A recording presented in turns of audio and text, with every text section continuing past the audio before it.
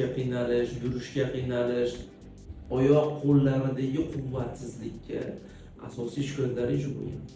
Mana nutqida ozgina o'zgarish bor hozir. Nutqida ozgina orqada qolish va o'zgarish bor. Bunga shikoyatlaring, sizlardagi mana miopatik belgilar bor hozir. Mushaklarni reflekslari past, mushaklarda quvvatsizlik bor, mushaklar faoliyati yaxshi. Bas EMG tekshiruvda, elektromiyografiya tekshiruvda, ya'ni bolada mushak gipotoniyasi hisobiga mushak zararlanish tipi chiqyapti. Yusevich bo'yicha shunaqa. Ikkinchi narsa, NMG tekshiruvda aksionativ zararlanish ham chiqqan. Ham mushakda zararlanish, ham nervda zararlanish deyapti. Ham MRT qildiruvdik, bolangizda miyachada o'zgarish chiqqan. O'tkazib aytganman, bosh miyada miyachada ozish bor. Bu kasallik nima bo'ldi endi? Yo ichida mushak patologiyasi saqlayapti, ham aksionativ nervlar zararlanishi saqlayapti, ham bosh miyada MRTda o'zgarish beryapti.